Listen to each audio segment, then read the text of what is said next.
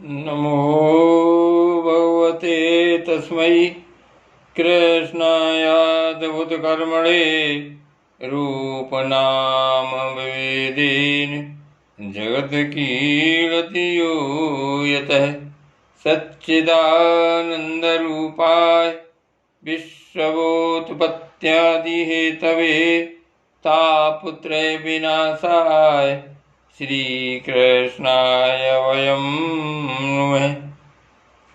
श्रीमद्भागवत महापुराण दशम स्कंध उत्तरार्ध 83वां अध्याय। भगवान की पटरानियों के साथ द्रौपदी की बातचीत। श्री सुखदेव जी कहते हैं, परीक्षित, भगवान श्री कृष्ण ही गोपियों को शिक्षा देने वाले हैं और वही उस शिक्षा के द्वारा प्राप्त होने वाली वस्तु हैं। इसके पहले जैसा कि वर्णन किया गया है, भगवान श्री कृष्ण ने उन पर महान अनुग्रह किया। अब उन्होंने धर्मराज युधिष्ठिर तथा अन्य समस्त संबंधियों से कुशल मंगल पूछा। भगवान श्री कृष्ण के चरण कमलों का दर्शन करने से ही उनके सारे अशुभ नष्ट हो चुके थे। अब जब भगवान श्री कृष्ण ने उनका सत्कार किया, कुशल मंगल पूछा, तब वे अत्यंत आनंदित होकर उनसे कहने लगे, भगवान, बड़े बड़े महापुरुष मन ही मन आपके चरणारविंद का मकरंद रसपान करते रहते हैं। कभी कभी उनके मुख कमल से लीला कथा के रूप में वह रस छलक पड़ता है। प्रभु, वह इतना अद्भुत दिव्य रस है कि कोई भी प्राणी उसको पी ले तो वह जन्म मृत्यु के चक्कर में डालने वाली विस्मृति अथवा अविद्या को नष्ट कर देता है। उसी रस को जो लोग अपने कानों के दोनों में भर भर कर जी भर पीते हैं, उनके अमंगल की आशंका ही क्या है। भगवान, आप एक रस ज्ञान स्वरूप हैं और अखंड आनंद के समुद्र हैं। बुद्धि वृत्तियों के कारण होने वाली जागृत, स्वप्न, सुषुप्ति, ये तीनों अवस्थाएं आपके स्वयं प्रकाश स्वरूप तक पहुँच ही नहीं पाती, दूर से ही नष्ट हो जाती हैं। आप परमहंसों की एकमात्र गति हैं। समय के फेर से वेदों का ह्रास होते देखकर उनकी रक्षा के लिए आपने अपनी अचिंत्य योग माया के द्वारा मनुष्य का सा शरीर ग्रहण किया है। हम आपके चरणों में बार बार नमस्कार करते हैं। श्री सुखदेव जी कहते हैं, परीक्षित, जिस समय दूसरे लोग इस प्रकार भगवान श्री कृष्ण की स्तुति कर रहे थे, उसी समय यादव और कौरव कुल की स्त्रियां एकत्र होकर आपस में भगवान की त्रिभुवन विख्यात लीलाओं का वर्णन कर रही थीं। अब मैं तुम्हें उन्हीं की बातें सुनाता हूँ। द्रौपदी ने कहा, हे रुक्मिणी भद्रे, हे जामवंती, सत्यय, हे सत्यभामे, कालिंदी, शैब्य, लक्ष्मणे, रोहिणी और अन्यान श्री कृष्ण पत्नियों, तुम लोग हमें यह तो बताओ कि स्वयं भगवान श्री कृष्ण ने अपनी माया से लोगों का अनुकरण करते हुए तुम लोगों का किस प्रकार पाणी ग्रहण किया। रुक्मिणी जी ने कहा, द्रौपदी जी, जरासंध आदि सभी राजा चाहते थे कि मेरा विवाह शिशुपाल के साथ हो। इसके लिए सभी शस्त्रास्त्र से सुसज्जित होकर युद्ध के लिए तैयार थे, परंतु भगवान मुझे वैसे ही हर लाए जैसे सिंह बकरी और भेड़ों के झुंड में से अपना भाग छीन ले जाए। क्यों न हो, जगत में जितने भी अजय वीर हैं, उनके मुकुटों पर इन्हीं की चरण धूलि शोभायमान होती है। द्रौपदी जी, मेरी तो यही अभिलाषा है कि भगवान के वे ही समस्त संपत्ति और सौंदर्य के आश्रय चरण कमल जन्म जन्म मुझे आराधना करने के लिए प्राप्त होते रहें, मैं उन्हीं की सेवा में लगी रहूं। सत्यभामा ने कहा, द्रौपदी जी, मेरे पिताजी अपने भाई प्रसेन की मृत्यु से बहुत दुखी हो रहे थे, अतः उन्होंने उनके वध का कलंक भगवान पर ही लगाया। उस कलंक को दूर करने के लिए भगवान के ऋक्षराज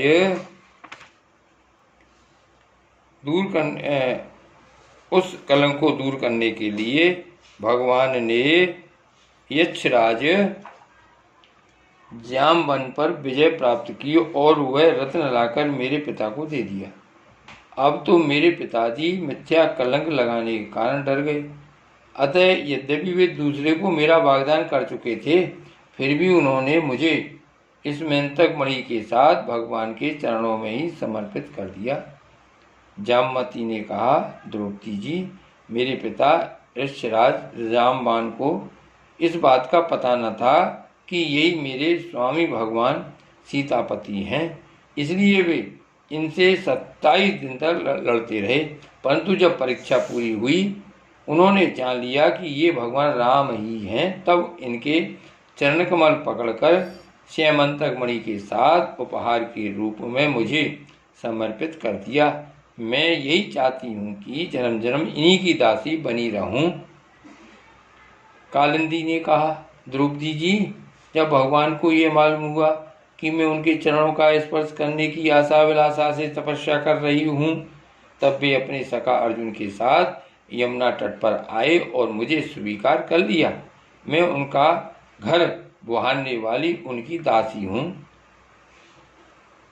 मित्रवृंदा ने कहा, द्रौपदी जी, मेरा स्वयंवर हो रहा था, वहाँ आकर भगवान ने सब राजाओं को जीत लिया और जैसे सिंह झुंड के झुंड कुत्तों में से अपना भाग ले जाए, वैसे ही मुझे अपनी शोभामयी द्वारकापुरी में ले आए। मेरे भाइयों ने भी मुझे भगवान से छुड़ाकर मेरा अपकार करना चाहा, परंतु उन्होंने उन्हें भी नीचा दिखा दिया। मैं ऐसा चाहती हूँ कि मुझे जन्म जन्म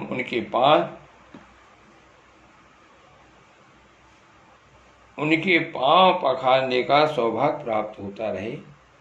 सत्या ने कहा, द्रौपदी जी, मेरे पिताजी ने मेरे स्वयंवर में आए हुए राजाओं के बल पौरुष की परीक्षा के लिए बड़े बलवान और पराक्रमी तीखे सींग वाले 7 बैल रख छोड़े थे। उन बैलों ने बड़े बड़े वीरों का घमंड चूर चूर कर दिया था।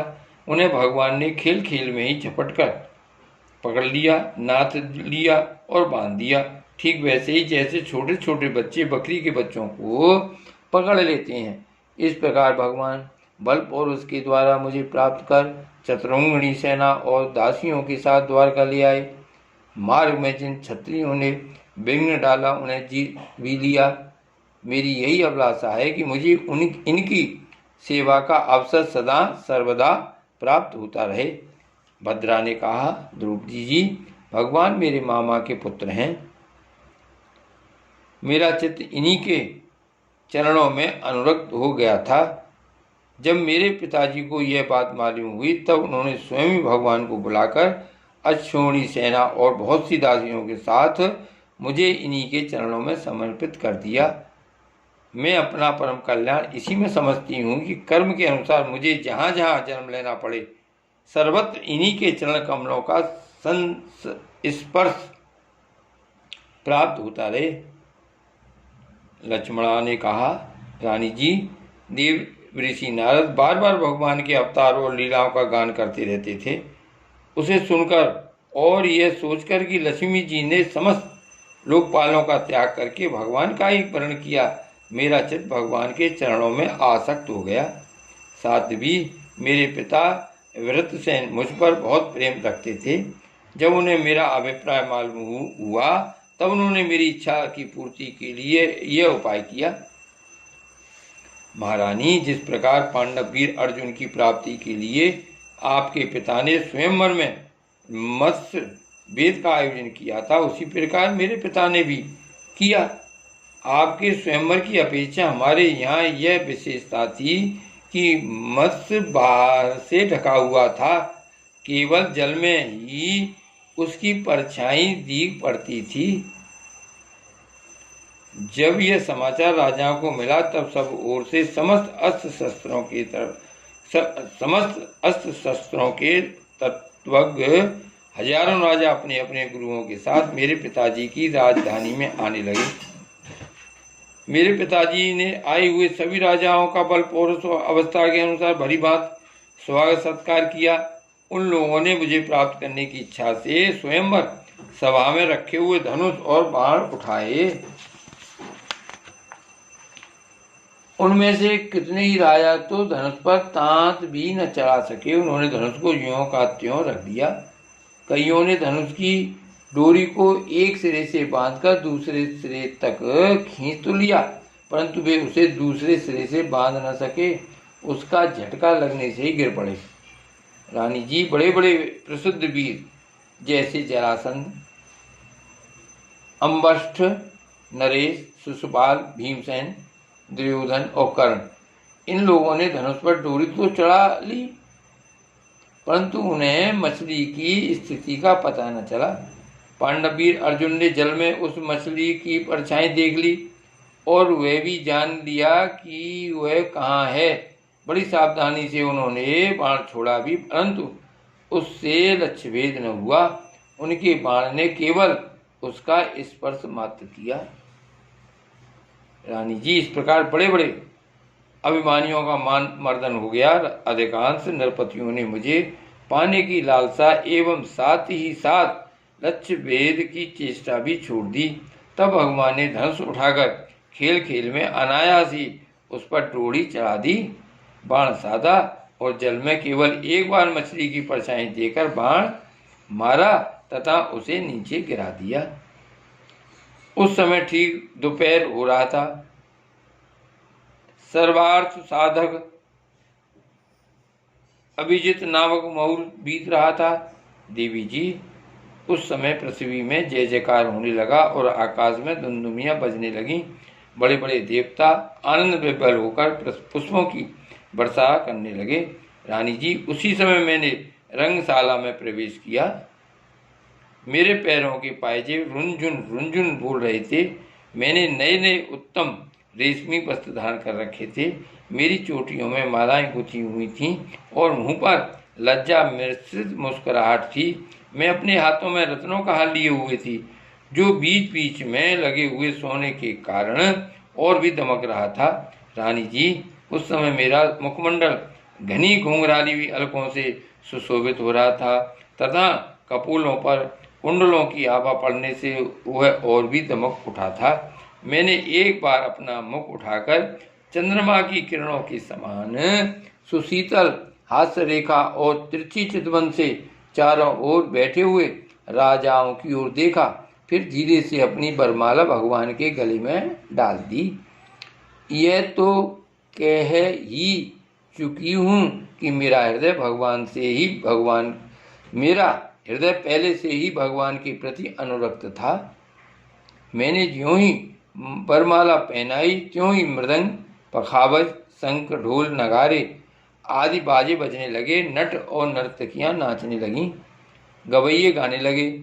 द्रौपदी जी जब मैंने इस प्रकार अपने स्वामी प्रीतम भगवान को बरमाला पहना दी, उन्हें वरण कर लिया, तब कामातुर राजाओं को बड़ा डाह हुआ। वे बहुत ही चढ़ गए।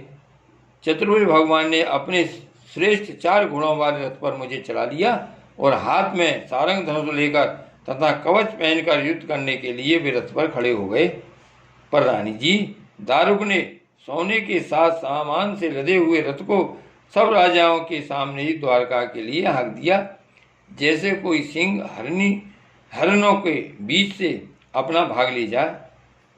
उनमें से कुछ राजाओं ने धनुष लेकर युद्ध के लिए सज धज कर इस उद्देश्य से रास्ते में पीछा किया कि हम भगवान को रोक लें, परंतु रानी जी उनकी चेष्टा ठीक वैसी ही थी जैसे कुत्ते सिंह को रोकना चाहें। सारंग धनुष के छूटे हुए तीरों से किसी की बाँह कट गई तो किसी के पैर कटे और किसी की गर्दन ही उतर गई। बहुत से लोग तो उस रणभूमि में ही सदा के लिए सो गए और बहुत से युद्ध भूमि छोड़कर भाग खड़े हुए। तदंतर यदुवंश शिरोमणि भगवान ने सूर्य की भांति अपने निवास स्थान स्वर्ग और पृथ्वी में सर्वत्र प्रशंसित द्वारका नगरी में प्रवेश किया। उस दिन वह विशेष रूप से सजाई गई थी। इतनी झंडियां, पताकाएं और तोरण लगाए गए थे कि उनके कारण सूर्य का प्रकाश धरती तक नहीं आ पाता था। मेरी अभिलाषा पूर्ण हो जाने से पिताजी को बहुत प्रसन्नता हुई। उन्होंने अपने हितैषी सुहृदों, सगे संबंधियों और भाई बंधुओं को बहुमूल्य वस्त्र, आभूषण, सैया, आसन और विविध प्रकार की सामग्रियां देकर सम्मानित किया। भगवान परिपूर्ण हैं, तथापि मेरे पिताजी ने प्रेमवश उन्हें बहुत सी दासियां, सब प्रकार की संपत्तियां, सैनिक, हाथी, रथ, घोड़े एवं बहुत से बहुमूल्य अस्त्र शस्त्र समर्पित किए। रानी जी, हमने पूर्व जन्म में सबकी आसक्ति छोड़कर कोई बहुत बड़ी तपस्या की होगी, तभी तो हम इस जन्म में आत्माराम भगवान की गृह दासियां हुई हैं। 16,000 पत्नियों की ओर से रोहिणी जी ने कहा। ब्रह्मासुर ने दिग्विजय के समय बहुत से राजाओं को जीतकर उनकी कन्या हम लोगों को अपने महल में बंदी बना रखा था। भगवान ने यह जानकर युद्ध में भौमासुर और उसकी सेना का संहार कर डाला और स्वयं पूर्ण काम होने पर भी उन्होंने हम लोगों को वहां से छुड़ाया तथा प्राण ग्रहण करके अपनी दासी बना दिया। रानी जी, हम सदा सर्वदा उनके उन्हीं चरण कमलों का चिंतन करती रहती थीं, जो जन्म मृत्यु रूप संसार से मुक्त करने वाले हैं। साध्वी द्रौपदी जी, हम साम्राज्य, इंद्रपद अथवा इन दोनों के भोग, अणिमा आदि ऐश्वर्य, ब्रह्मा का पद, मोक्ष अथवा साक्यलोक, सारूप और आदि मुक्तियां कुछ भी नहीं चाहती। हम केवल इतना ही चाहती हैं कि अपने प्रीतम प्रभु के सुकोमल चरण कमलों की वह श्री रज सर्वदा अपने सिर पर ग्रहण किया करें, जो लक्ष्मी जी के बच्चे स्थल पर लगी हुई केसर की सुगंध से युक्त है। उदार शिरोमणि भगवान के जिन चरण कमलों का स्पर्श उनके गौ चराते समय गोप गोपियां, भीलने, तिनके और घास लताएं तक करना चाहती थीं, उन्हीं की हमें भी चाह है। श्री गोवर्धननाथ की जय। श्री वल्लभ विठ्ठल गिरधारी, श्री यमुने जी की बलिहारी, गोपी जन वल्लभ गिरधारी, श्री महाप्रभु जी की बलिहारी, श्री वल्लभ विठ्ठल गिरधारी, श्री यमुने जी की बलिहारी, गोपी जन वल्लभ गिरधारी, श्री महाप्रभु जी की बलिहारी।